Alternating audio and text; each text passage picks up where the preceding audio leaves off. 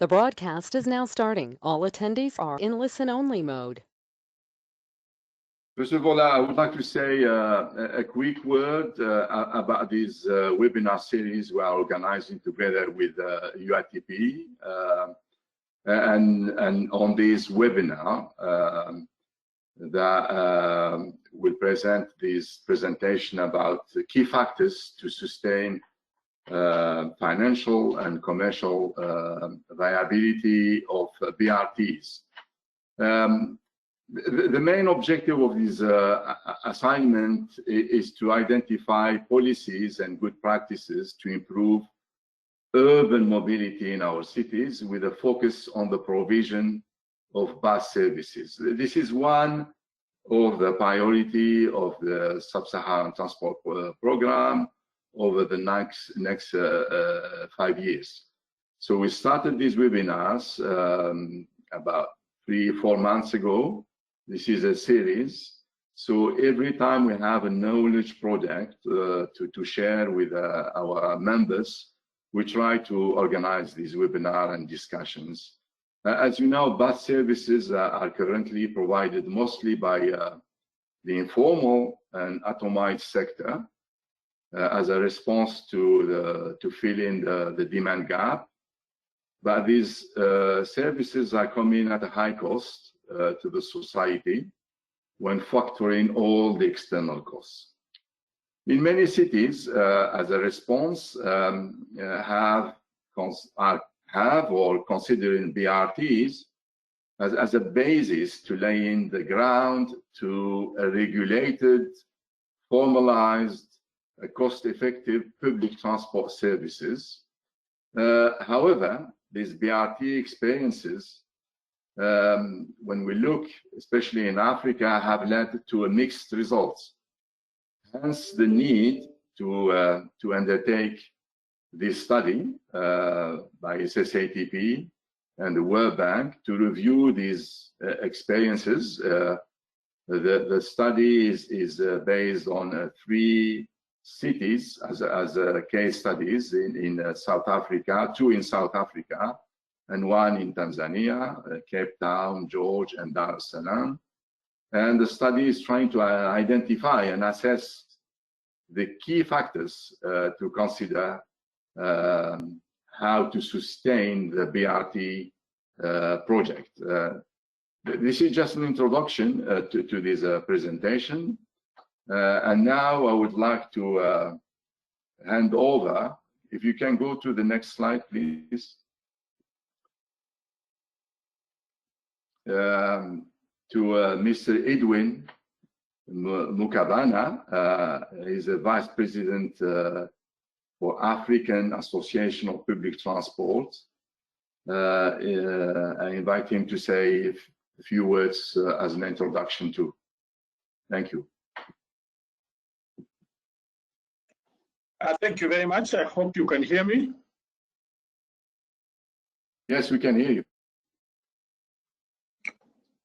The program manager, SSATP, presenters, our dear participants, ladies and gentlemen, allow me to welcome each one of you to this webinar to strategize and have conversations about sustainability and viability of BRT projects in Sub-Saharan Africa. This webinar is being hosted by SSATP of World Bank and UATP, which is Africa Association of Public Transport. As you may know, UATP is the African division of UITP with a head office in Abidjan, Côte d'Ivoire. UATP is a member of SSATP Executive Board since its last general election in 2019. On behalf of UATP Executive Committee, I would like to salute the good collaboration we've had with SSATP in regard to advancing transport and mobility in Africa. This SSATP annual meeting and transport conference has been converted into a virtual event due to the global event, but otherwise we should be meeting to talk and discuss and network. We proudly acknowledge that this event has been made possible through the support of all partners, including governments, and as well as all of us who are participating. More than 150 participants have registered, with about 50% being from Africa. This shows great interest in participants. This shows great interest that participants have in the topic that we are discussing today. Indeed, our members, it's a real opportunity to learn from the failures and successes of operating public transport projects such as BRT in Lagos, Viability in Johannesburg, my city, Cape Town, and that in Dar es Salaam, to name just but a few. Lessons learned in the past and the outcome of this discussion will assist us to better carry out next phases of ongoing projects and will assist in the development of new BRTs, such as the one going on in Nairobi, Abidjan, Dakar, and perhaps what is going on in Ghana. The theme of today's discussion, enhancing financial sustainability and commercial viability of BRTs in Sub-Saharan Africa, a factor analysis and assessment tool, is not only timely, but quite appropriate. To hear from our panelists, regional and international experts, I hereby hand you over to the meeting moderator to guide us in the next discussions. Thank you. Thank you, Mr. Mukabana. Now I would like to introduce the team that will make the presentation. We have Honji Fan, transport specialist from the World Bank. Honji is a transport specialist based in Washington, D.C. She is specialized in transport financing, PPP, and private sector development. Prior to joining the bank, she worked in an urban rail operation and investment for a firm in China as a senior project manager and business associate to the CEO. We have also Edward Andrew Bucas, urban transport specialist based in South Africa. He joined the bank in 2018, having previously worked in private and public sector. Edward works with government throughout South Africa on urban transport, rural transport, and freight. He holds a PhD in transportation, a master's in engineering, an MBA from the University of Cape Town. Last but not least, Shuni Chang, infrastructure finance consultant at the World Bank. Since she joined the World Bank quite recently in 2019, she has primarily worked on transport infrastructure technical assistance and development projects. And she worked as an associate manager at China Development Bank and as an advisor to the UK Chief Representative of China Overseas Land and Investment. She holds a PhD degree from the University of Oxford, a master in environment engineering from Tsinghua University, and master's in management from Paris Tech. So without further ado, I would like to invite Honji and her team to make the presentation. Thank you. Many thanks, Mustafa and Mr. Mukabana, for the warm welcome, and the team also very appreciate this opportunity to present the deliverables of our project. So let me take a few seconds to share my screen. Let me see.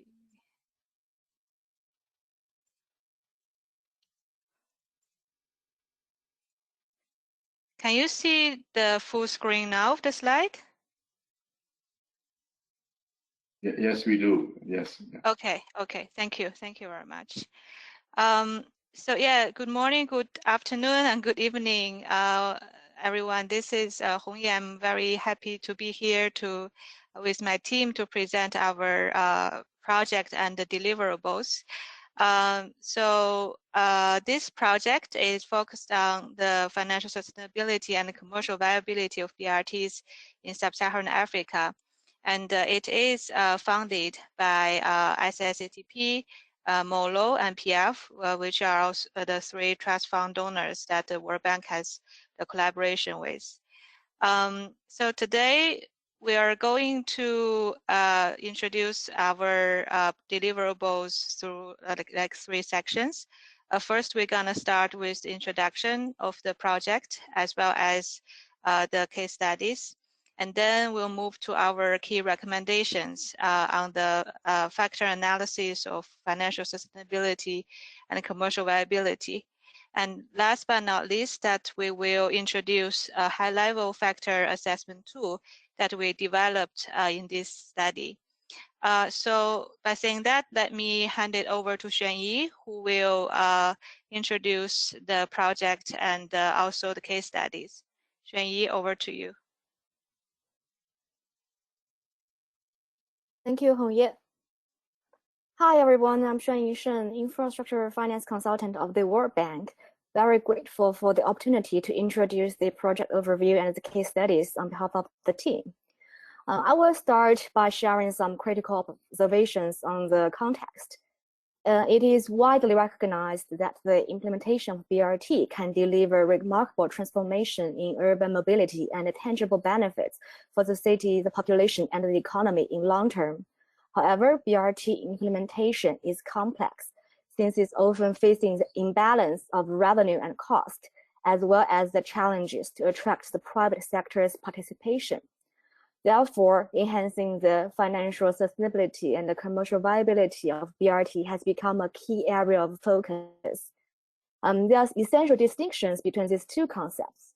Commercial viability refers to the project's ability to have sufficient cash flow and ability to attract commercial investors. Financial sustainability refers to whether the projects have adequate funds to sustain their operation. The reason why we focus on the Sub-Saharan Africa is that this region is fast developing, experiencing rapid urbanization and population growth with great transport demand and development potential, but also has not been comprehensively studied. Based on this, we designed this technical assistance project. Next slide, please, Hongye. Thank you. There are 3 components of this technical assistance project. Component 1 is the focus of today's presentation. The purpose of component 1 is to assist the public and the private sector stakeholders in SSA to identify and analyze the key factors influencing the financial sustainability and commercial viability of BRT systems, and also develop an assessment tool for the relevant public and private stakeholders to assess these factors. Built upon the findings of Component 1, Component 2 undertakes an in-depth market analysis of the appetite and risk tolerance of the private sector players to participate in the BRT projects in SSA. Component 3 focuses on designing tailored recommendations for SSA cities to enhance their BRT systems' financial sustainability and the commercial viability. Next slide, please, Hongye. Thank you.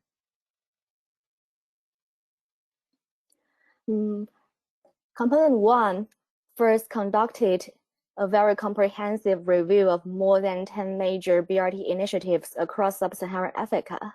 In this figure, the ones marking the red shade are the BRT, BRT-Lite, and the Quality Bus systems that are in operational phase. The ones in blue shade indicating that they are currently in planning or implementation phase.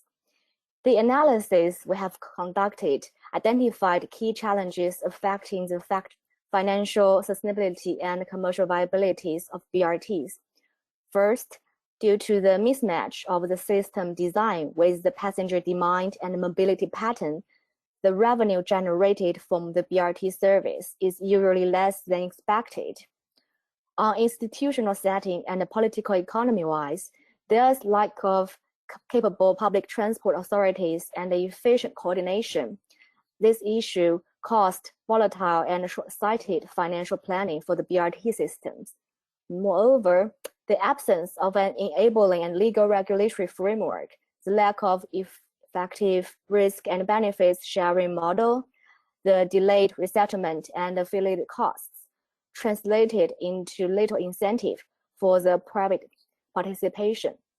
In addition, the competition from the paratransit operators and the fiscal burden of their integration, the low fare level and the high cash leakage further shadow BRT's financial performance. Next slide, Hongye, thank you.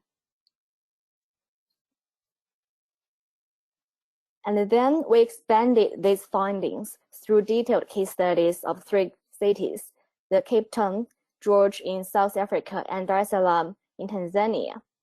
As one of the BRT systems with the highest specification, Cape Town MyCity BRT system includes trunk services and feeder network, and also has replaced most existing incumbent and paratransit services. We assessed the advantages and the disadvantages of the Cape Town BRT system and identified the key factors affecting its commercial viability and financial sustainability. Next slide, Hongye. Thank you. In Cape Town, the enabling factors are supportive legal and regulatory framework, policy priority on integrating the incumbent operators, and dedicated and capable BRT project management authority. However, due to the high specification of the system design and the less than expected demand, imbalanced risk allocation between the government and the operators, and inadequate attention to the adjacent value capture, the Cape Town BRT is now facing challenges to achieve financial sustainability and also commercial viability. Next slide, please. Thank you. In comparison, we also looked into the BRT-Lite system in South Africa, the Go George BRT-Lite system. It is an infrastructure-light system and has no dedicated lines or rights-of-ways. However, the cost recovery rate is still below 35%, indicating the financial challenges for operation and the rollout of future phases. Next slide, please. Thank you. In terms of the key factors affecting the financial sustainability and the commercial viability, there are some commonalities between the George BRT-Lite and the Cape Town BRT. The differences are the BRT-Lite system in George is infrastructure light and intends to be more cost effective and also allows private operators to be on the roads. However, the BRT management capacity of the local public transport authority is relatively limited in George. Next slide, please. Thank you. To make our case study more comprehensive, we also analyzed the BRT system in Dar es Salaam. Dar es Salaam has one of Africa's most high-profile BRT systems. Its first phase is partially operational. The interim operators are currently transitioning to improve service quality. Decision makers are also exploring the mechanisms for an increased role for private sector participants. Next slide, please. Thank you. For DAR BRT, the enabling factors are the legal framework, policy and political will strongly support the development of BRT, and the adjacent value capture is promising. On the other hand, the issues related to fiscal and institutional capacity, compatibility of the system design and business model, paratransit operator integration, as well as risk and benefits sharing approach, challenge the PPP model implementation, financial sustainability, and also commercial viability. Based on the 3 case studies and combined with international experiences, the team conducted in-depth analysis on the factors and designed specific and programmatic recommendations. I will hand it to Hongye, the task team lead, to further elaborate them. Thank you, Xuanyi. So that was a quick recap of our case studies, and we have a lot more details actually in our factor analysis report, which we hope also can be published and shared with all of you very soon. In terms of the recommendations, as you already saw in the case studies that we developed this factor analysis framework, which includes 9 factors. So I will go factor by factor regarding our key recommendations to the Sub-Saharan African government. The first one, and also very important one, is fiscal capacity. It is about whether the government can effectively match their financial commitment, which is actually long-term commitment in terms of BRT projects and obligations over the life cycle of the BRT program. So often we find that it's very common that there's no sufficient financial resources.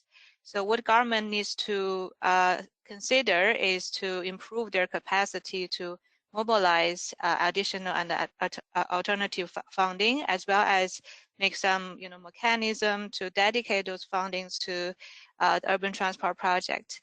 Internationally, there are some practices like in Bogota, in Istanbul, that they use fuel tax, parking charges as dedicated sources for urban transport.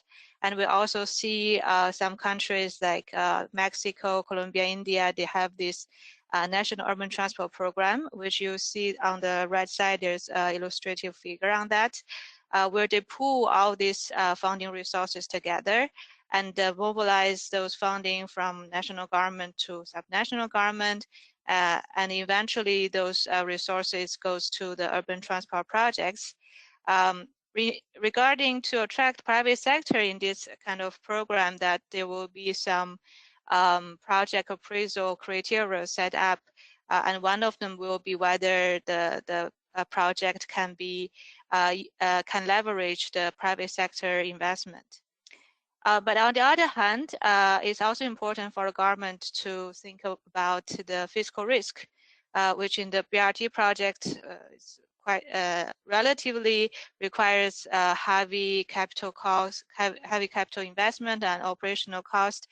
And in a PPP mechanism, it usually also requires some payment from government, which is the contingent liability. So the government needs to really think about how to manage this risk beforehand, and also establish a system to do that. We recommend a reading from World Bank, which lists all types of financing options on urban transport.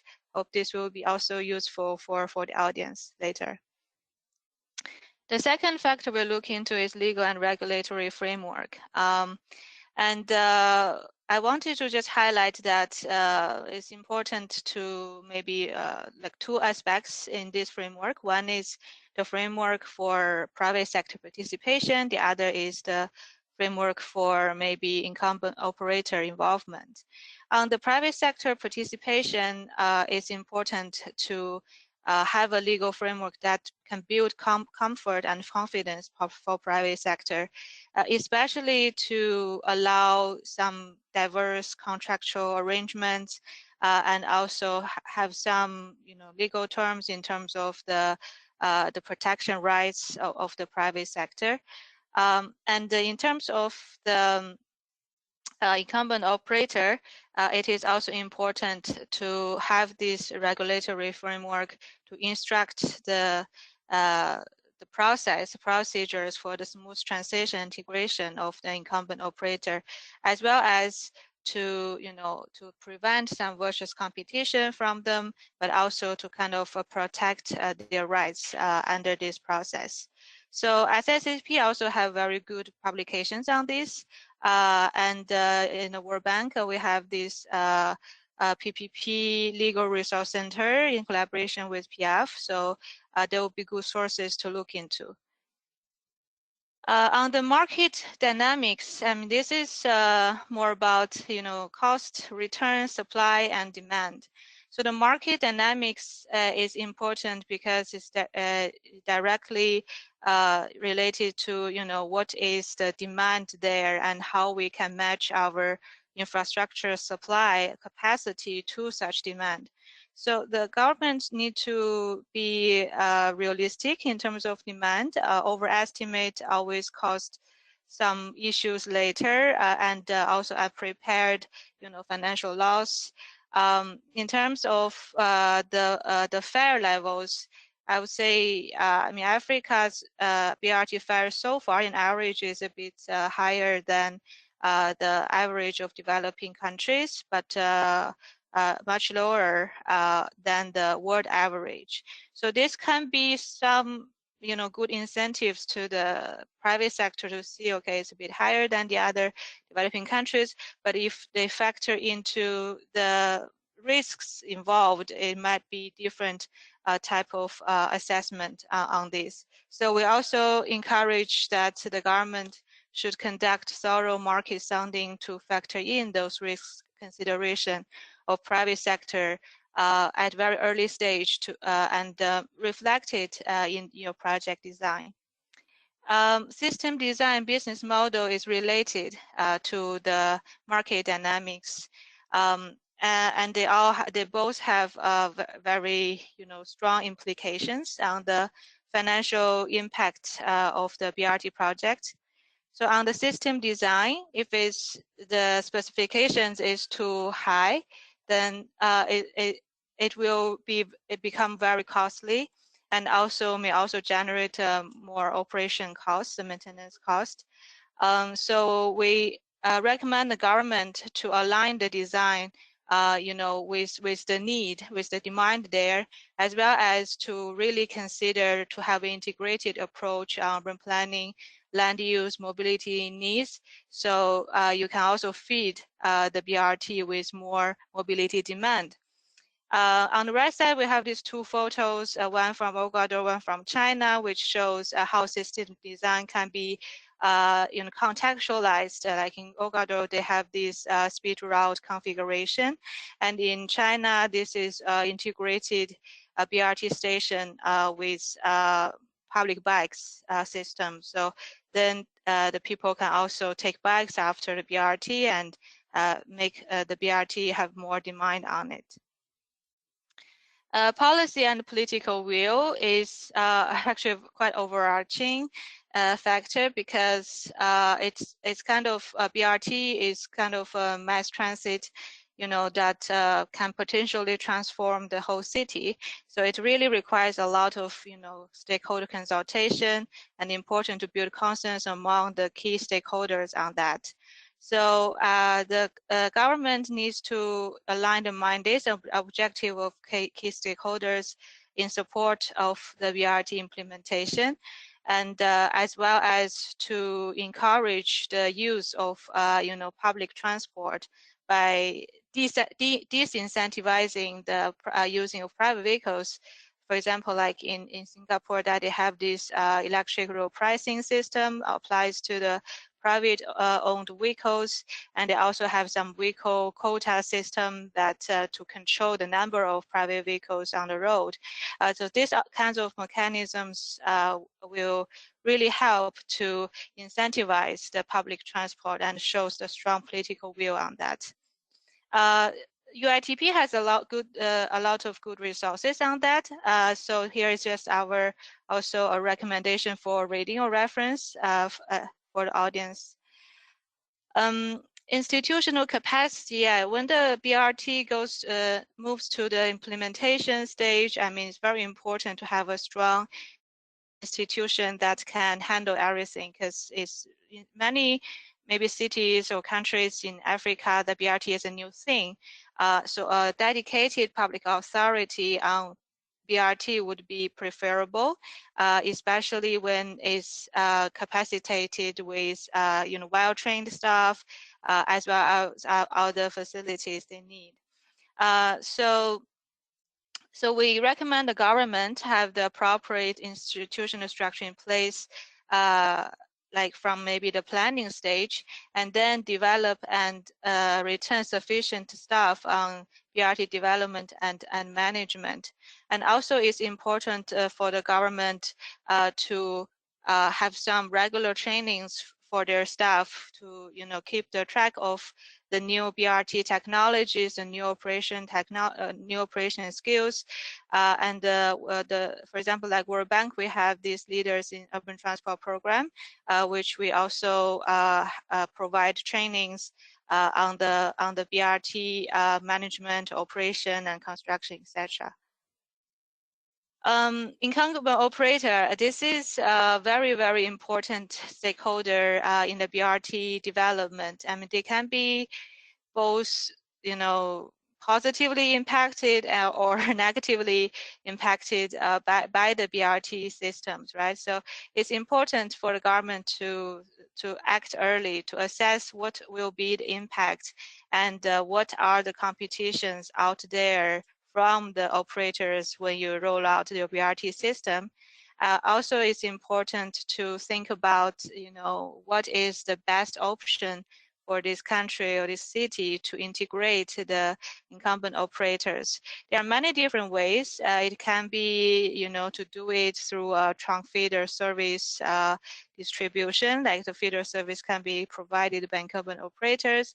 It can be a completely formalization process for incumbent operators, or make them become, or corporatize them into a big, relatively bigger and more capable operator for a mass transit system. So, but it really depends on the context and also the existing capacity of the incumbent operator.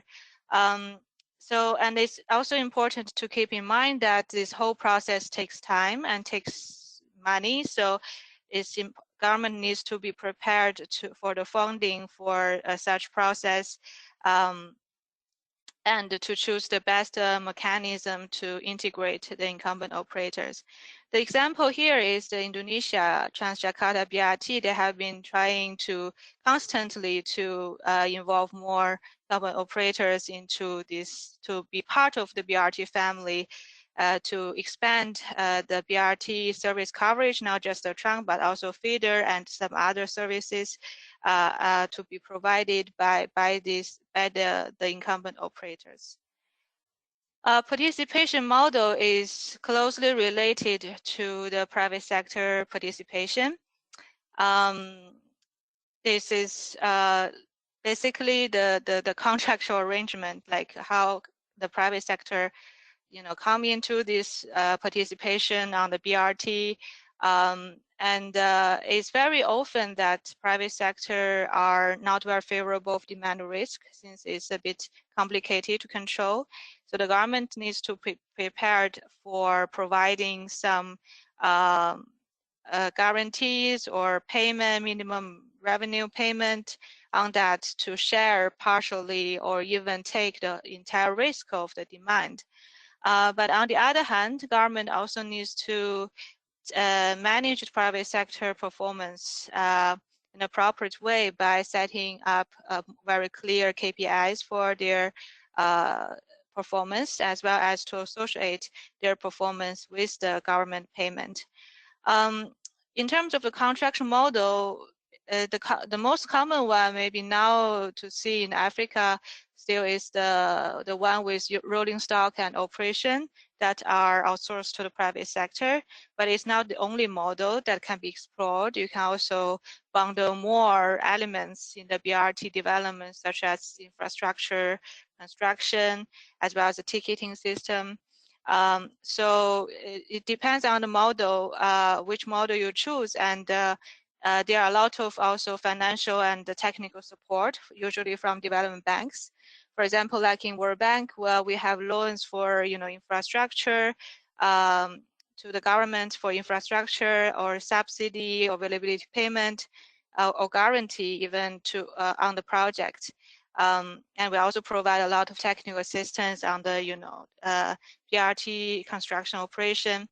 And to the private sector, the World Bank also have loan equity guarantee to the private sector, infra companies, operation and financing companies. There is an annex in this presentation that you can see later of the detailed introduction of different instruments. Last but not least, the adjacent value. So it's more common actually in the real project, urban real project and big real project, that when you capture the land value increase that is caused by the public transport improvement. And it's becoming more and more popular for the BRT projects as well, since we have the bus depot, we have some large stations that have spaces, we can explore the potential of the land development.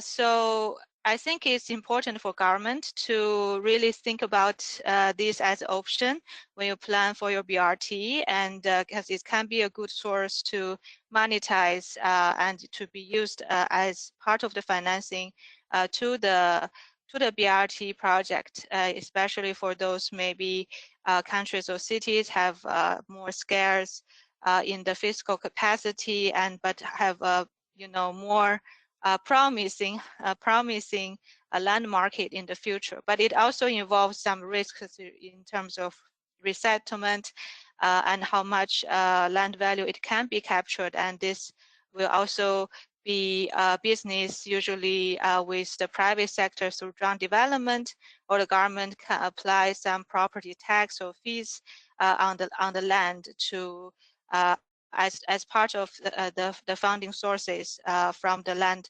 development. So this is the whole structure of our factor analysis and our key recommendations. Again, we have more details in our report, and we're happy to share later. And build on this factor analysis, we have developed a factor assessment tool, which Adi will jump in, I think, to introduce the tool for you. Over to you, Adi. Yeah, I'm sorry, I have 3 minutes, so if you can speed up the tool. Okay. So we can allow a bit of time for questions. Thank you. Thank you, Mustafa. Okay, thanks, Jorge. Go to the first slide. Okay, so in this 3 minutes, I'll try and take you through the tool very quickly. Essentially, it's meant to assist project teams, stakeholders, public sector officials to make a very quick high-level assessment of all of the factors that Jorge described that relate to the sustainability and commercial viability of the BRT project that's being considered. You'll use this tool then along with the factor analysis report that details all the core issues in a lot more depth than what's simply in this spreadsheet. And the tool is just that. It's an Excel spreadsheet with several worksheets in it.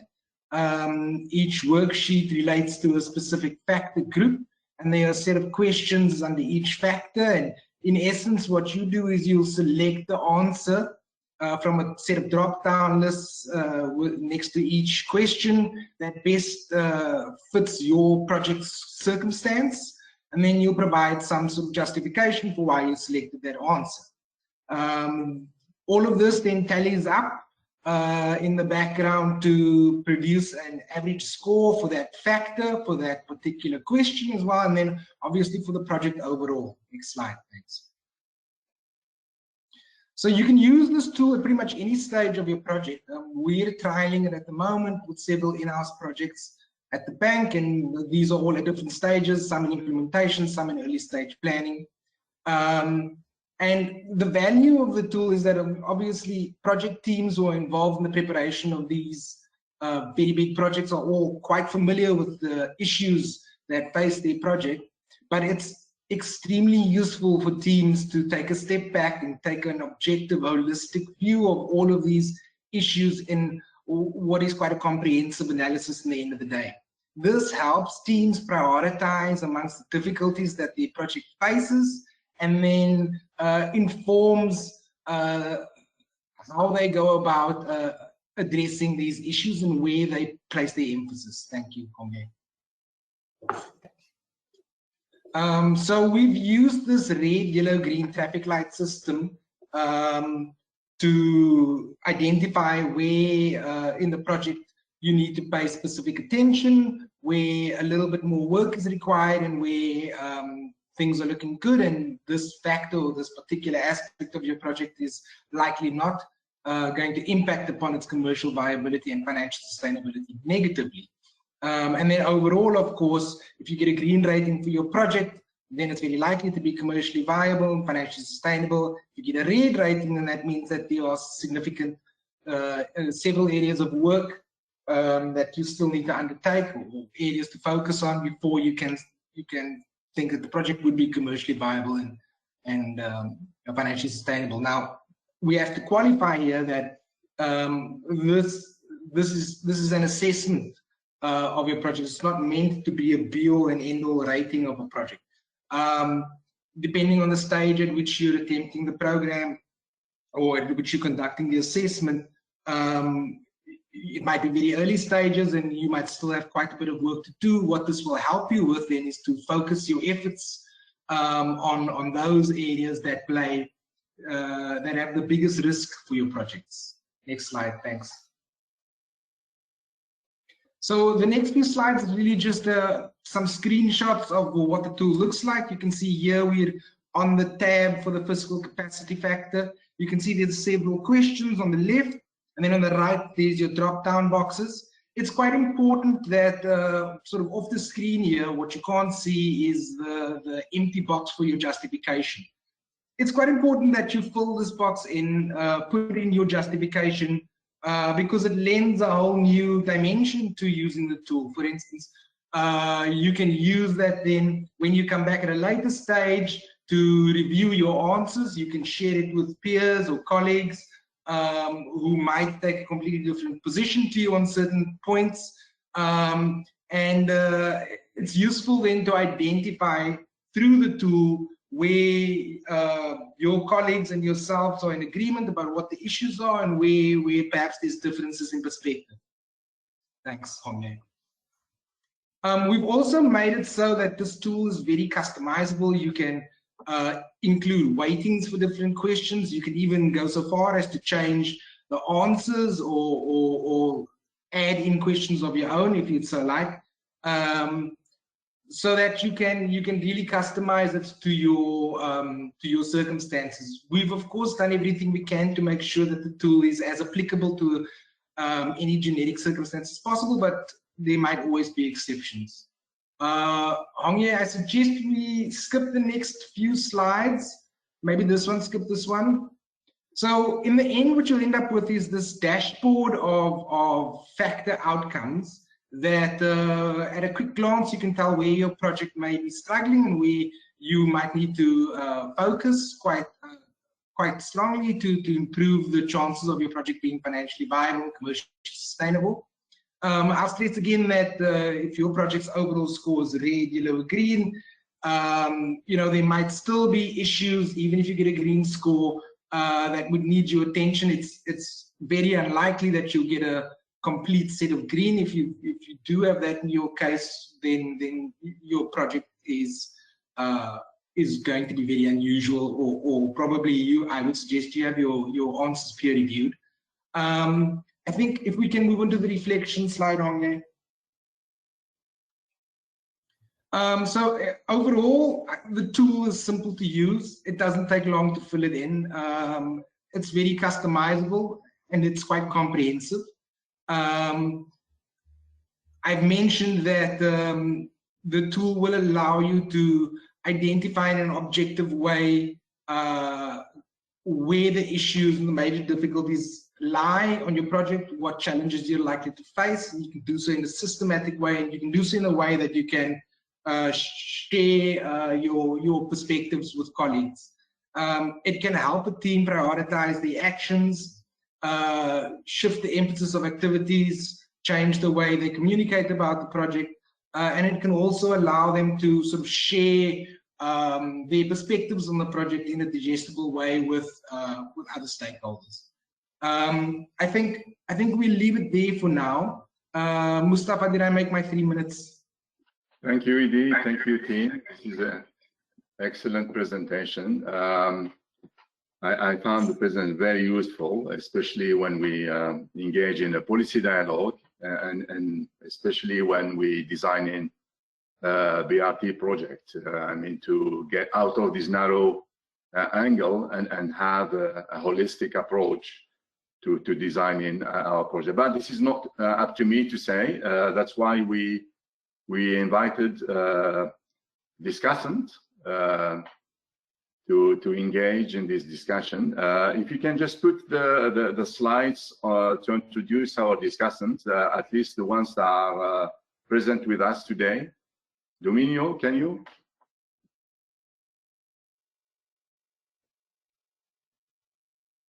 Can you hear me? Hello, can you see the screen?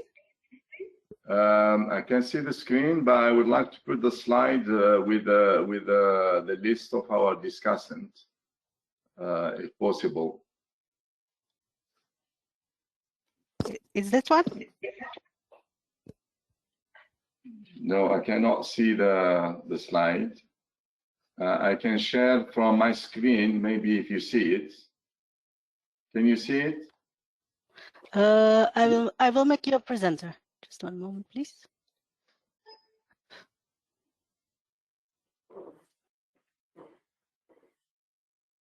Can you see the screen? At some point, we can also make the poll if you want. Okay, if you want to make the poll quickly, then we can go quickly to the discussants. Can you see the screen at the moment? I just would like to introduce the discussant. So we have we would like to know who is taking part in the event. Yeah? So we have prepared together with SSITP and UITP colleagues 3 very quick questions. If you could kindly complete that, it would be great. First question is where are you from? There are 4 alternatives: Africa, America, Asia, or Europe.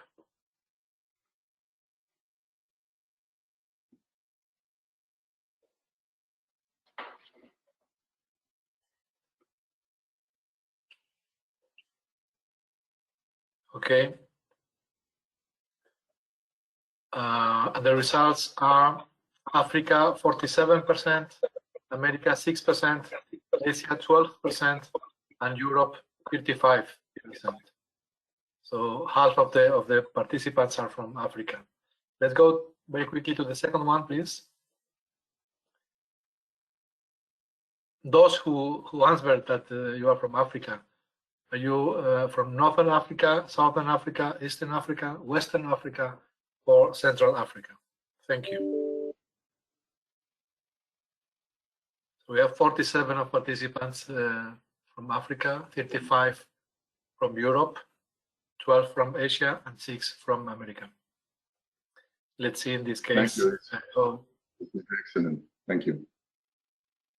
Okay, can we move to the discussant? Can I introduce the discussant? Do you see the screen, or can you put the screen? Okay, we will finish with the poll. Just letting you know that 55% of the participants are from Western Africa, 21% from Eastern Africa, 21% from Southern Africa, and 3% from Northern Africa. Let's finalize it here and move into the roundtable. Thank you, colleagues. Thank you. Thank you. So let me introduce the discussant for this webinar. We invited 4. It looks like the managing director of Lamata couldn't make it. The connection from Nigeria is not an easy one. That's a shame, because we wanted to extend this review. Oh, I'm here. Oh, great. That's a really good surprise to us. So I have engineer Abimbola Kinajo, Managing Director and CEO of Lagos Metropolitan Area Transport Authority, Lamata. We have Mr. Ayman Smadi, Director of the Middle East and North Africa region at the UITP. We have Pierre Pozo Dibogo, Chief Industry Specialist for the Africa Region Infrastructure Group at the IFC. And we have our colleague, Fatima Auro, Acting Urban Mobility Pillar at the SSATP, and she is a Senior Urban Transport Specialist at the World Bank. So the way we would like to organize this discussion is in 2 rounds. The first round is just, I would like to get the feedback, the reaction of each discussant about the relevance of this finding, of the study finding. And then we will have another round with a specific question to each discussant. So I would like to start with the managing director of LAMATA, if I may. If you can give us, as I said earlier, the case study that have been covered through this assignment were limited to South Africa and Tanzania. Unfortunately, we didn't have the time and the budget to extend these case studies to LAMATA, which one of the first BRTs in Africa. I would like to have your reaction. How does these findings resonate to BRT of Lagos? Over to you. Thank you very much, Mustafa. It was very interesting listening to the study because a lot of the things that they pointed out are the things that really and truly the things that we work and grapple with. One of the big issues is the commercial and financial viability of our projects. One of the things that I think it was Hongye that said it is the way in which we operate our BRTs. Mainly in Lagos, we implement the infrastructure and we invite private sector to come and provide rolling stock. And so it's a direct, you operate and you bear the cost of the operations, whilst we provide infrastructure and make it possible for you to do that operation. Now, what we found, because we have one BRT that's been in existence since 2008, that particular one was extended in 2015. When we first started, we were carrying around about 200,000 passengers a day. We had over 400 buses on that particular route. What I am finding now is that as times have gone on, there is the commercial, the ability of the passengers to pay a price or a cost that would make it more commercially viable for the operator. And also the operator in itself is struggling from a financial viability perspective because of certain things like cost of funds and all of those things. So really and truly, it's this trying to solve for the financial and commercial viability of the BRT system is the biggest challenge that we have. Because when I look at the BRT system in terms of ridership and all of those things, it is a business that makes sense for our people. Lagos is a city of 21 million people. We have over 21 million trips a day, and about 97% of that is done by buses. So the BRT scheme should, and it does make sense. It is just finding ways in which to fund it that will make the viability more attractive to the private sector, because the government will never be able to do all of what we need to do to ensure that the private sector will continue to be able to run this without being crippled. So I'm really very interested in that part of it, being able to find ways in which to make it more financially viable. I mean, there are things that we've been thinking about, and it'd be interesting to see where this takes us. So, yeah. Thank you, Engineer. I will come back to you in the second round about the funding and the commercial viability of LAMATA in the second round. Now let me move to Mr. Aimani Samadi. The focus of this study was on Sub-Saharan Africa. But you are a director of the MENA region at UITP. I would like just to have your reaction outside this region. You know, Sub-Saharan Africa. Does that do the findings resonate well with the situation in other parts of the world outside Sub-Saharan Africa? Thank you. Thank you very much, Mustafa. Indeed, first of all, I'd like to thank the colleagues from the World Bank on the presentation and the tool. Congratulations. I think definitely it's quite valuable, and I think it has application beyond the geographic region it was developed for. Perhaps I think to maybe understand it properly, in many cases, unfortunately, I think we focus too much on the technical approach to the BRT. And in my opinion, the BRT is really more political, and it has to fit within the environment where it's implemented. There are so many complications that maybe are not part of the project plan or the planning process for the BRT, and having sort of like a high level, easy to use decision support, I would call it, tool maybe. I don't know if the colleagues agree. To do the assessment at a high level, I think would be quite helpful. If you also allow me, I found that most of the findings are quite valid. In fact, this is something that we preach at UITP, that at the end, we always find a common element that relates to the success of how public transport services are provided, or even urban mobility as a whole. And that is having a strong transport authority, having the institutional capacity, the legal regulatory environment. That this is the ecosystem that the BRT needs to fit. So indeed, this is quite interesting, and I would say there are a lot of commonalities with the MENA region, especially in countries of low to medium income, North Africa, the heart of the Middle East. There are quite a few BRTs in development. I would say some BRT attempts as well. Very, very, very interesting projects, very controversial projects. They are not easy projects. So this is what I wanted to share with you at this point. I'm very happy to share more specific comments in the second round. Thank you, Mustafa.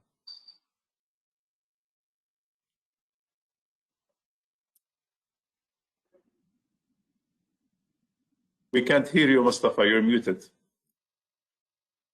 Sorry, I was on mute. Thank you, Mr. Smadi. Let me move to Pierre. Pierre has a lot of experience in. I think Pierre did an assessment recently about BRTs in Africa. That's why we wanted to have him among us, among the panelists. He is the one who is looking closely from let's say the commercial lens at the BRT. Of course, he's at the IFC.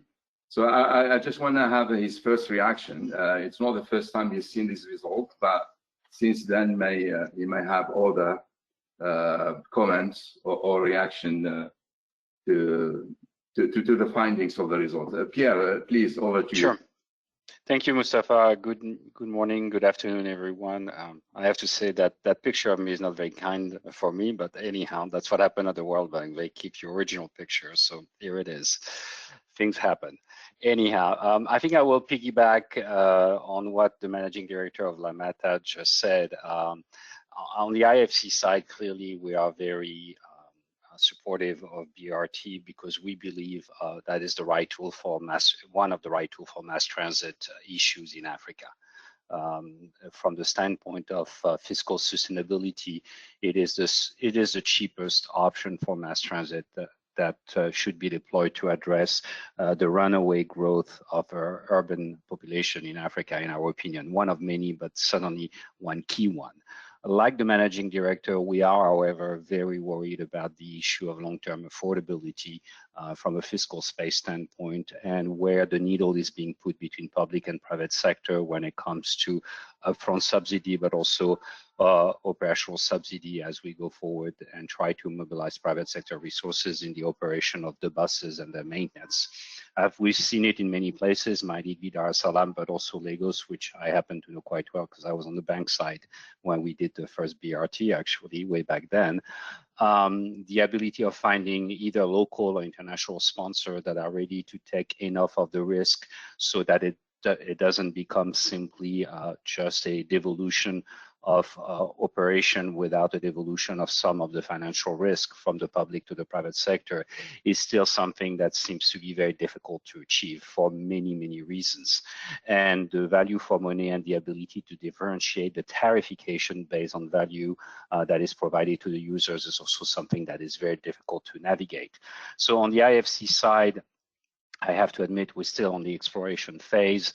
Dakar BRT is the first one where we'll try, assuming we're selected, to work with international sponsors who will have to abide to very high levels of KPIs of performance, but also quality of ridership and the bus system and scheduling and technology.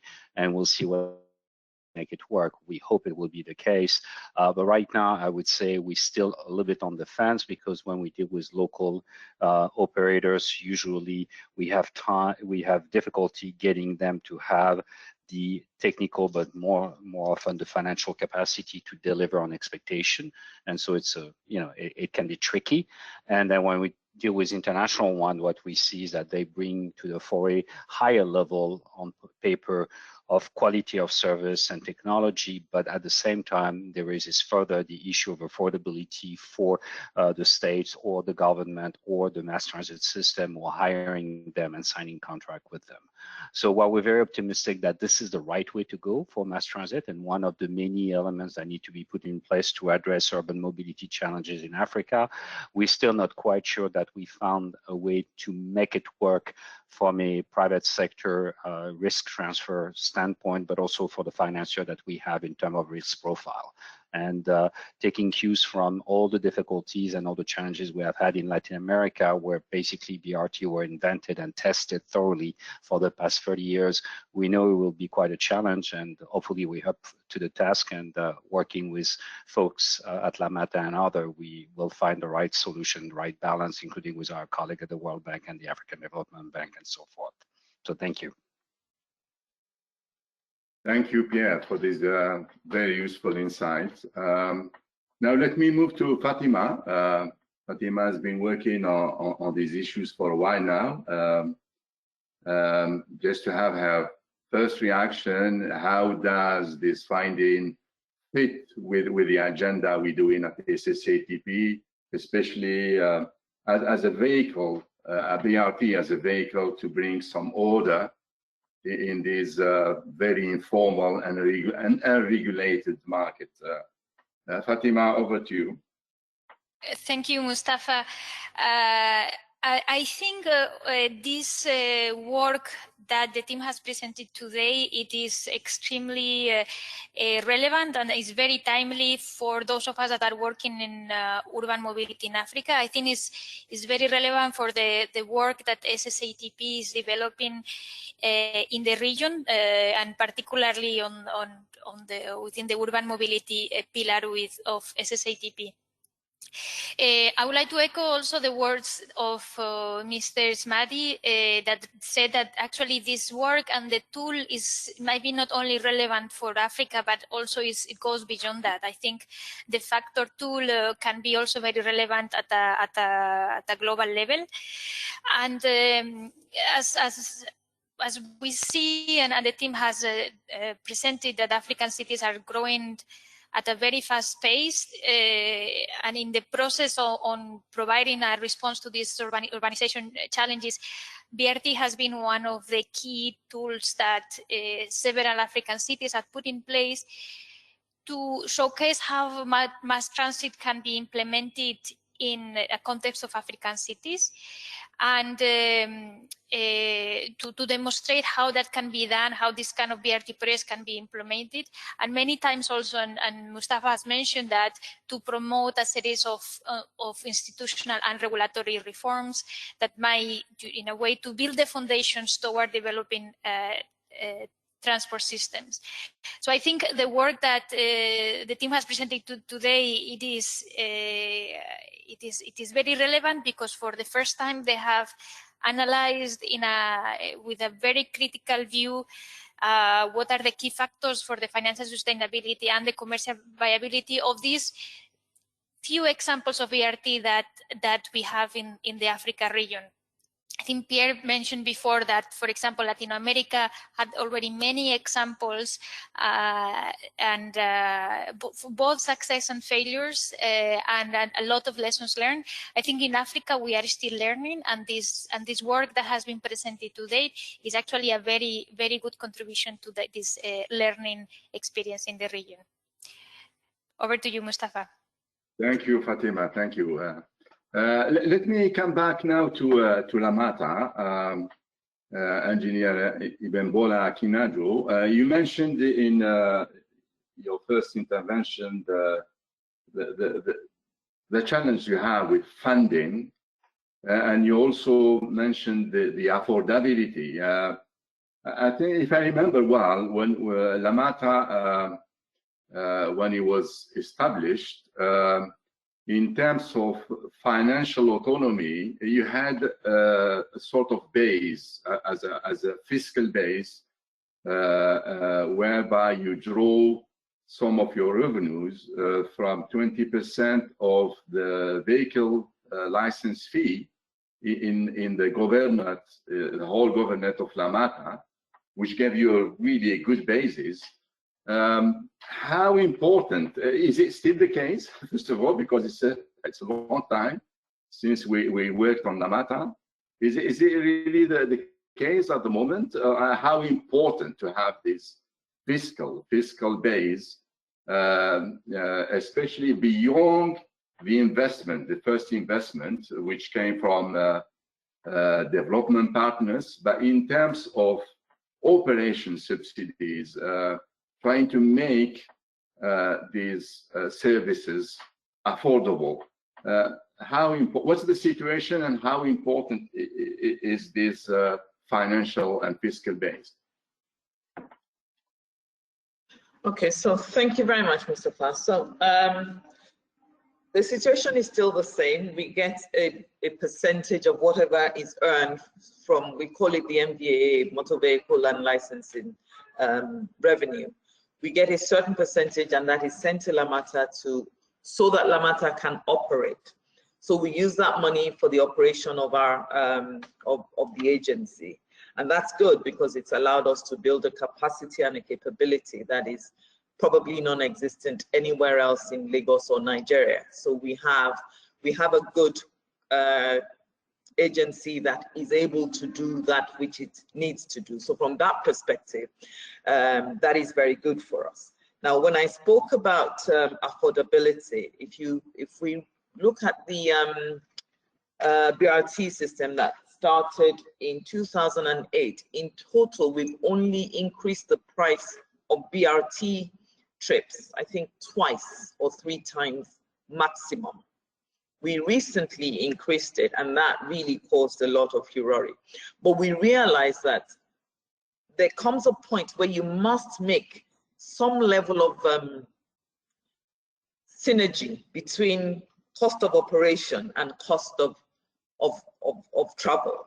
And where the state cannot afford to subsidize that, what had been happening before was that the operator bore all of that responsibility. So from Lamata's perspective, we were able to ensure that we provided infrastructure, the depots, and all of the transportation infrastructure was provided by Lamata, but Lamata could not directly pay a subsidy to the operators. Now, if you had continued in that light, it would mean that you would get no interest, none whatsoever, from the private sector. Now, when we increased the price this year, in the middle of COVID and all of that, it really wasn't a pretty sight, but it was a necessity in order to be able to sustain the service. Now, what we've done now, having increased the price and we've sort of stabilized, we realize that we are starting to build a scenario where we may be able to at least maintain that service. So what we have with the existing operator on the first BRT, they are sort of still challenged because they've been there all this time and they've had financial injection from banks and all of that, and the cost of funding, the cost of the funds is somewhat crippling to their business, which is why I would say is one of the reasons we've gone from a ridership of 200,000 a day down to a ridership of 100,000. It's not because there's no ridership there. It is purely because the operator is finding it difficult to refleet and to maintain its existing rolling stock. Now roll on to the new BRT system we've just launched. We're trying out a new system, and it's not a system that will be sustainable, but it is a system that is allowing us to draw in private sector, which is that the state had procured a number of buses. We have now invited private investors, private operators to come and work with us. So we've given them our buses. We're taking a certain percentage, which will go toward refleeting the buses. And we're realizing that that is building private sector confidence. So we're working with about 4, including this existing operator as well, because just for having been there all this time. So the 5 of them, we're developing capacity yet again. And we have gone down the route of e-ticketing, which is working excellently well in Lagos. And so therefore revenue leakages are being plugged. So we're dealing our issues one after the other. And I believe once we've done this one, we've actually run this particular one now since August. And I can see ridership is improving and increasing daily, and the operators are getting more comfortable. What is allowing them to do is to develop capacity and capability, and also to develop expertise. And that will then allow us to roll this out on other BRT routes and indeed standard routes. So I think that we're trying something, and I believe that that will go well in the direction of helping us develop. Because what it's done also is that it's allowed the banking system to see. They can see the revenue that's coming in. It's all controlled. Everybody can see their revenue regularly without very, very little minor leakages. And that really has helped the confidence with the financial institutions. And we've had discussions with them. Those who are willing to support the private sector now, they can see how the revenue will be collected and they're more comfortable. So I believe we're dealing our issues. And we need to be more proactive about increasing prices, even if it is minuscule. You can't sit on a price tag for 5, 6, 7 years. It just will not allow the private sector to want to work with you. Thank you so much, Engineer. That was really useful. Let me turn to Pierre now. I mean, getting the right balance between support from the government and the viability, the commercial viability of the BRT is not an easy one. From the private sector side, what are really the expectations? I would say Lamata example is here. There's some funding. There's some support beyond the building of the investment by the operation side. So what are the good signs to give to attract really a good private sector? Thank you, Mustafa. So first of all, I don't know what a good private sector is, but there are 2 categories of private operator. One are the international one versus the local one. And let me start with the international one, because I think I need to make a point that is important to especially practitioner in BRT in Africa. Right now, what we're seeing, first of all, there are very few of them, because most of these BRT operators around the world are actually public companies that tend to have a mandate to work in their own country and try to sort out the mess in their own country before they can justify going out and spend money that is seen as a public money, although they are private operator once they get out of the country. So the pool of real private operator that can come is limited. And those who can come usually are subjected to standards related to environmental and social standard of the operation that makes the Africa market especially hard to break for one primary reason. None of them can use diesel unless they're Euro 5 or Euro 6 norms, okay? That kind of fuel is not available in Africa today. So what you will see is most of them will show up with proposals that are by default electrical buses or else. And while electrical buses on paper are extremely attractive, they're kind of, you know, the flavor of the day and everybody is excited about them, they present one major issue is that they have extremely high upfront capex compared to normal diesel vehicle. And as such, they require an upfront subsidy that tend to be even more difficult to secure and as securitized by the public operators that want them. And then, of course, going forward, they also bring a whole host of issues related to the environment in which they operate, from the power grid capability to sustain them, to also the technology change that they imply, and everything that has to do with the disposal of their batteries and so forth and so on. So it's a complete different leapfrogging, and while on paper it's very attractive, and we have a lot of public client that are trying to basically promote those solutions, the reality today seems to be that, you know, on the public side, they're really pushing the boundary of affordability by the government and the state sponsor. And on the private side, they are also pushing the boundary in terms of the ecosystem that needs to support them. So one big issue for Africa is the quality of fuel that can be available, that tend to push those international investors towards only electrical vehicle proposal that then creates all those issues.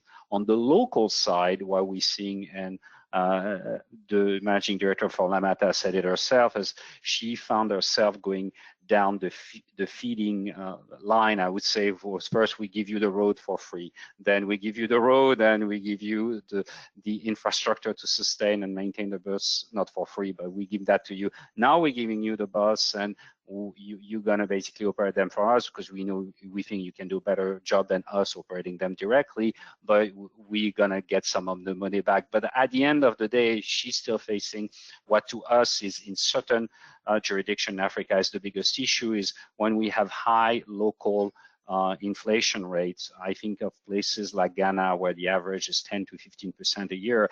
The inability of the political decision maker to build in an administrative process to adjust tariff that is not subjugated to political consideration makes it very difficult. And we see that in water, we see that in power utilities as well, where except for the CFA zone, where right now, for whatever reason, we have inflation rate that are near zero. On other jurisdictions, Nigeria, Tanzania, and others, or Kenya, we have fairly, we can have double-digit inflation. And the fact that it's a political process on decision making, and it's not built into the contracts where there's an automatic adjustment without political intervention or regulatory matters, makes it that we are, running backward, and the backward running assumes that then the Lamata of this world have to come in and pay the difference. But for them to be able to do that, it means then the political decision maker that runs them have to avail to them this kind of finances. And what we're seeing, as unfortunately Africa is going towards a more acute issue with sovereign debt, might it be domestic debt or international debt, the pool of money that's going to be available to sustain those kind of scheme is going to be more and more dire. So at the IFC, what we always try to do with private operator is to say, how do we get a subsidy scheme that is off the books, that is not linked to actually budgetary process? It could be, for example, deduction of VAT that is collected on the tickets, which it would be the first port of call in case of subsidy default. It could be other scheme that would try to push away the budgetary process and budgetary support as far as it can be, and have that only as a guarantee versus as an automated support system. So that's where we are today. As I say, we still grappling with how to get the right equilibrium and how to get a private sector that really takes some of the demand risk, and meaning the revenue risk, in light of all the challenges related to the feeder system, to the tariff adjustment, to any new or old regulation that can be taken during a contract. Because truth be told, those BRT contracts, in order to attract the long-term financing that is a lower cost, they have to go to levels where we have to replace the buses twice or 3 times because they want to be 10, 15, 20-year contract. If they're only 5 years contract, the type of lenders and the type of sponsor we're going to get is going to be completely different. And then, of course, it introduces a level of instability whereby why would someone make a large investment if in 3 years from now they have to think about whether they're going to still be in bed with their contract. So those are the challenges that are not new. Unfortunately, Africa brings another level of difficulty related to fiscal solvency of the subsidy schemes that are in place, either at the CapEx or the OpEx level. There's another level related to the fuel availability and the choices that it forces in terms of technology that is to be implemented. And then the last thing, of course, is that crucial tariff adjustment and social tariff and how we deal with that, both from a political, administrative, and contractual standpoint. Nothing unsurmountable, but it just gives you a flavor of the level of complexity we have to deal with on what is essentially perceived as a public good. It is indeed a challenge and a very difficult balance to get. Let me move to Mr. Smadi. I mean, we talked a lot about Africa, Sub-Saharan Africa. Do you see the same challenges in terms of fiscal sustainability, the capacity of countries? The regulatory environment might be different in, let's say, in the MENA region. So what are the main challenges in the region? Thank you, Mustafa. I will mention the challenges that I think are somewhat common to Africa, because like I said, you know, the MENA region already has parts of Africa and Northern Africa. You know, sort of to pick up where Pierre left, I want to start with the informality. I mean, I think this is probably one of the key challenges. And informality to me is not only in the transport operation and having the paratransit and the informal transport, but rather even informality in how we do business, informality in land use, informality in institutions, which really makes it further complicated to introduce a very clean, you know, world-class system that sometimes, you know, the politicians like, because they're not interested in the boring stuff that will make or break a project, in my opinion. And I was, you know, one who was involved in a project, and you could see, you know, the interest, for instance, of the mayor was to rush through the process, you know, for instance, even starting from the studies and the planning and developing, you know, the right approach for delivering the project. We say, Your Excellency, it takes 3 years. He said, I want it to be done in 1 year because I promised the king, for instance. I mean, literally, these are the kind of situations that you have to deal with. And then you have the whole notion of trying to modeling something that is so organic and informal without a lot of data, without a lot of experience, without a lot of maturity and control over many factors. And you put it in a very nice model, you will always find a consultant. I'm a modeler myself, so I'm not being critical necessarily. But you will always find somebody who will give you a peachy picture of how things look, and then you translate it into a nice financial model, and you make some assumptions about the fares, and voila, you know, you have a surplus in your cash flow, and everything looks great. But in reality, it's much more complicated. Further, I guess, if we look at the focus sometimes of some of the local governments and agencies, is that there's so much focus on infrastructure because this is where they are comfortable. They are comfortable building stuff. They're comfortable doing the bridges, the lanes, the depots. It's no issue.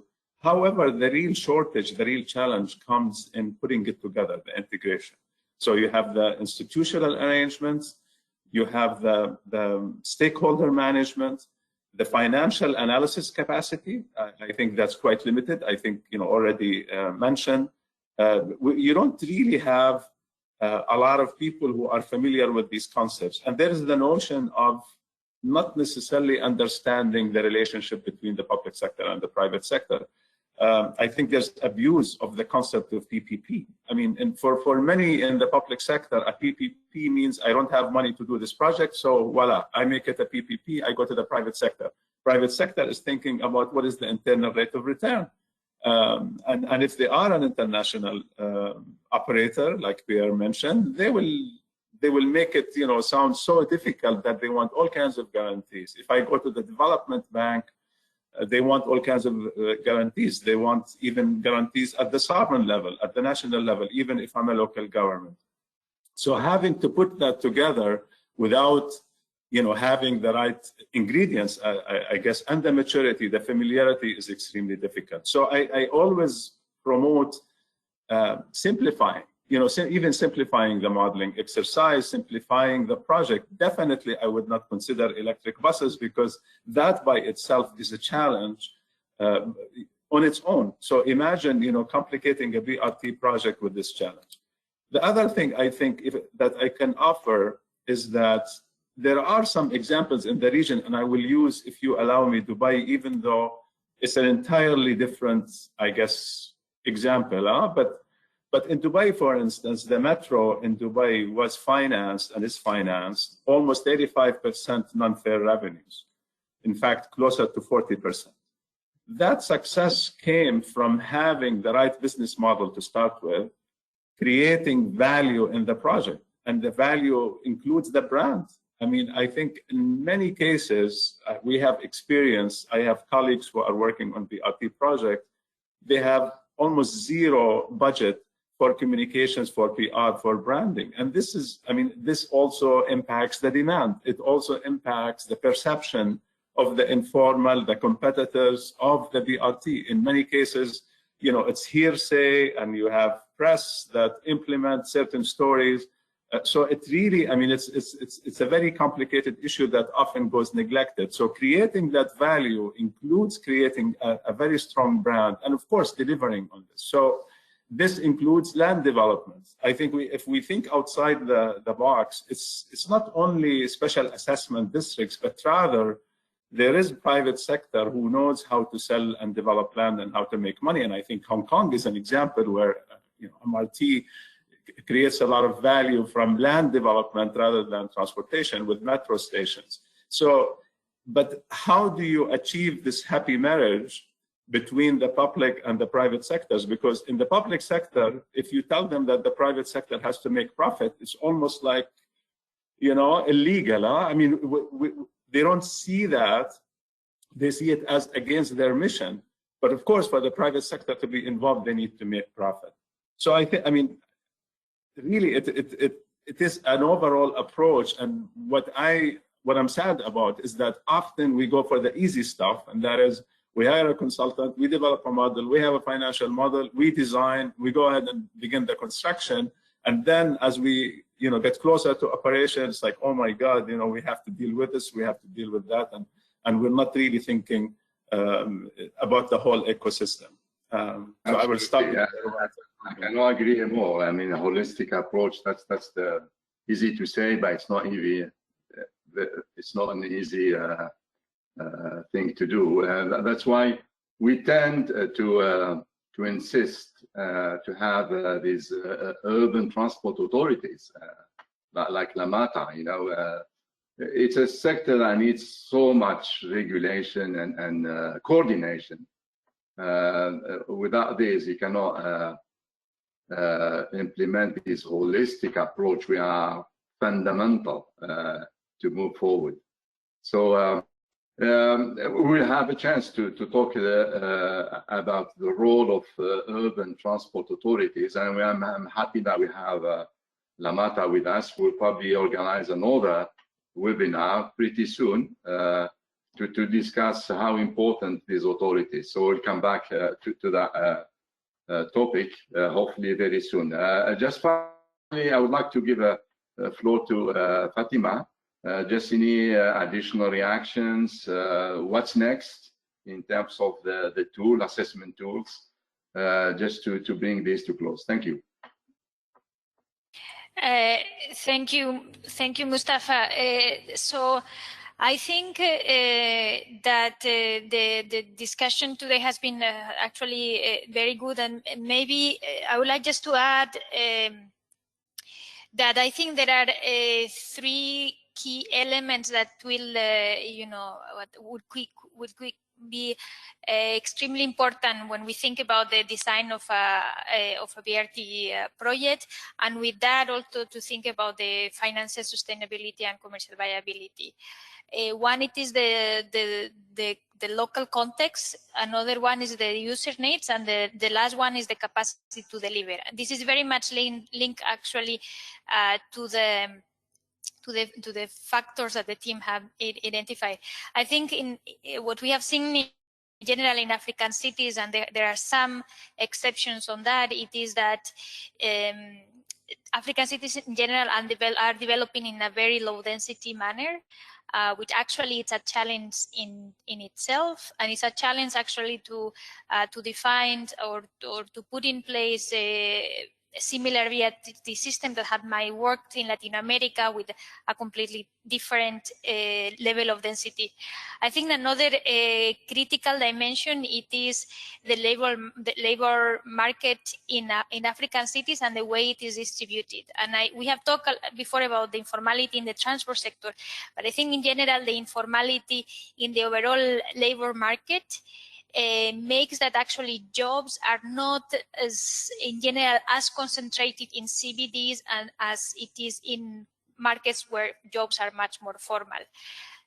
In African cities, jobs are in general much more distributed all over the urban area, which makes the traditional BRT designs much less maybe difficult to be financially sustainable. And regarding the capacity to deliver, I think that the other colleagues have mentioned about that, the critical role of the institution in this capacity to deliver, but also the private sector. It's not only on the government side, but also on the private sector side. And there are other key dimensions that we have seen in some of the BRT projects in the region. For example, the capacity to manage social safeguards during project implementation. It is in urban areas a critical issue in many cities, and in particular in African cities. The capacity to manage contracts, the capacity to manage the informal operators. So I think with these three elements, the context, the user needs, and the capacity to deliver, there are three key buckets of elements that are extremely important when we start thinking about a BRT, and are extremely important also when we think about the financial sustainability and commercial viability of BRTs in an African context. Thank you, Fatima. That's great. Let me. We promised to take few questions from the audience. So we had. I'm gonna pick up one or two because we don't have much time. There is one that says it would be interesting to see what the outcome will look like if this tool is retrospectively applied to some of the existing BRTs project in Sub-Saharan Africa. This is a good question, but I don't know whether any of you could take it. Mustafa, I mean, I think yes. In a sense we've already done that, because the tool was developed by looking retrospectively to some of the cases in Sub-Saharan Africa, Cape Town, George, and Dar es Salaam. And we're hoping to apply more widely. Perhaps we can look at the case of Lagos next, with the permission of the engineer CEO at Lamata. I think that would be a useful application.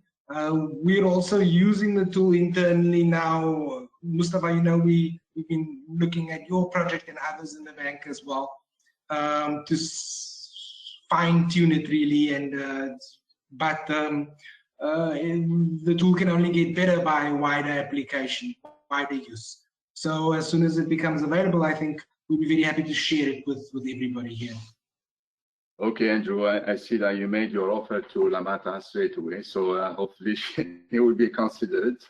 The last question, I think there is one to address to Lamata, to Managing Director Lamata.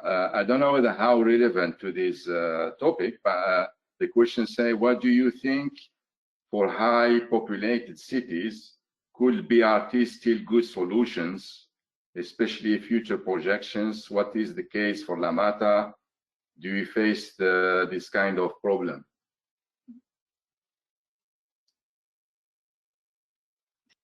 Sorry, Mustafa, can I ask you to read that question to me again? Just a question says, so what do you think for high populated cities where there is a high demand, do you think a BRT is still a solution, or do you consider other systems? That's okay. So BRT would be one of the solutions, not the only solution. For the number that we have, the number of trips that we have in Lagos, if we went down the route of just BRT, I don't believe it would be a solution, but it definitely will be one of the solutions. So when we're looking at Lagos, we're thinking of the rail, we're using the waterways, we have to use everything we have and make them intermodal and integrated to ensure that we have mobility that is seamless, and it would encourage people not to use their individual cars but be comfortable to get on the public transport, knowing fully well that they're covered end to end. So yes, it would be a solution, but a part of a solution, not the only solution. Right. I think we exhausted the time that we put for ourselves. We went over by 10 minutes, so it's about time to conclude, and I would like to invite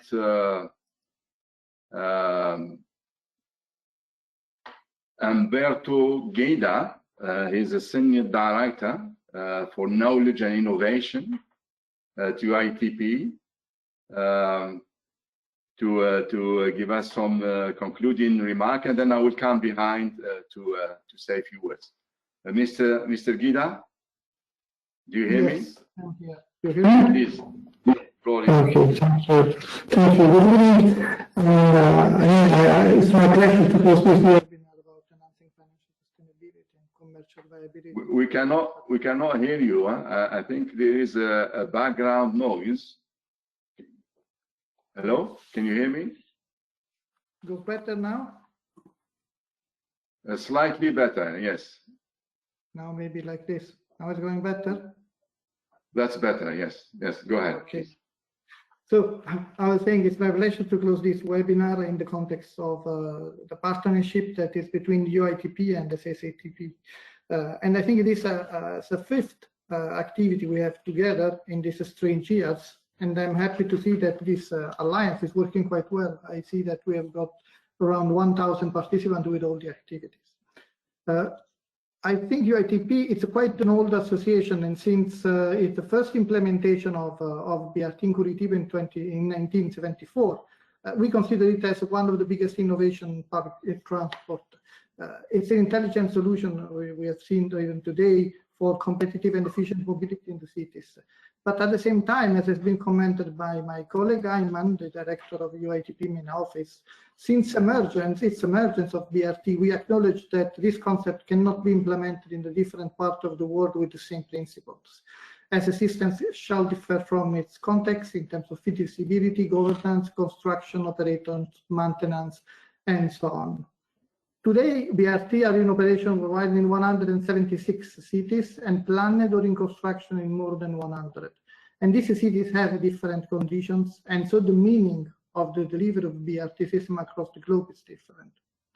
And since many years, UITP is well positioning and wide in BRT, including BRT also in its research program and its activities about the improvement of the bus attractivity. And in the last year, in 2019, we issued a report, Transforming Cities with BRT System, in collaboration with Volvo Research and Foundation and Education Foundation and the BRT Center of Excellence. And this report, which is translated in different languages, we stress the key recommendation for policymakers, authorities, urban planners about the successful implementation and integration of BRT in the public transport network. And we have provided several studies from Latin America, Asia, Turkey, and Africa. In fact, as has been discussed today, Sub-Saharan Africa is one of the most interesting, but at the same time challenging BRT labs where our foundations and underpinning factors of BRT project are different if we compare with the other parts of the world. These cities are facing. There is a noise in the background. Anyway, this is Sub-Saharan cities are facing massive congestion, air pollution, and road accident, and the system can be implemented and under plan in 70 cities in the region, represent a significant opportunity to introduce cleaner bus fleet, but also to mitigate traffic injuries on the main cities arteries through busway design, as well as provide equal mobility to all. Now, in the UITP World Program, we realized that many of the available knowledge look into planning and designing of BRT corridors, but not enough attention were given to underlining reasons on why, in some cases, BRT projects are successful, and in some cases, they fail for governance and integration point of view, as shown in the interesting and relevant study that has been presented and discussed today. So I want to give you the congratulations to all of you for the work and for the discussion. Now, UITP in this also looking to give particular attention to looking ahead BRT for all aspects described today, from system design, institutional setting to legal and framework and regulatory framework.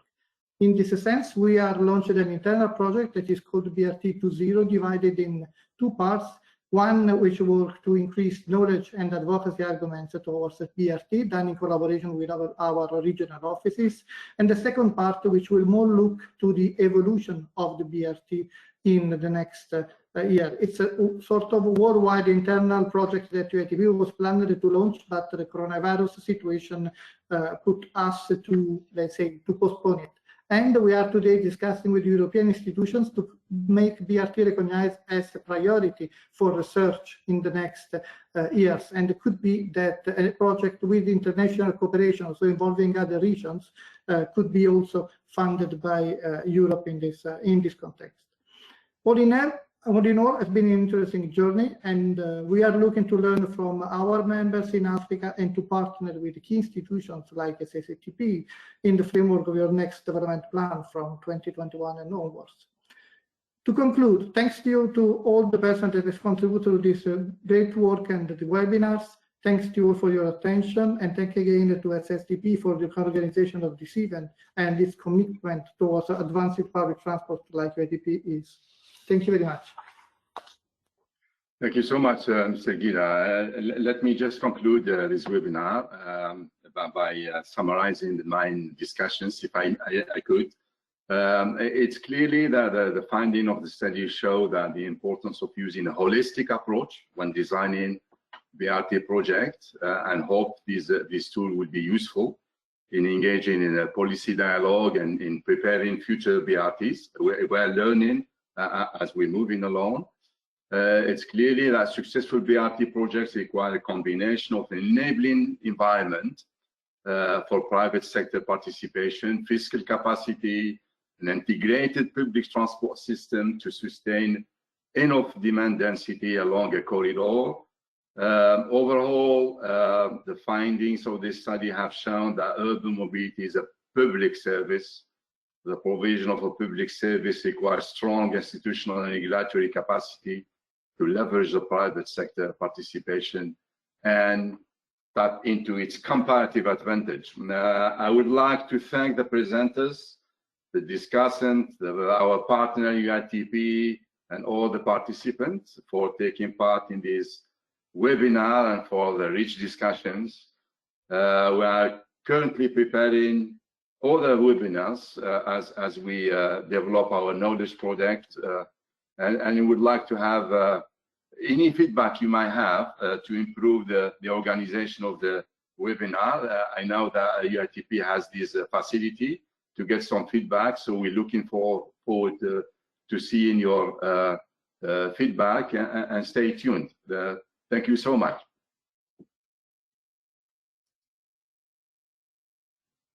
Thank you.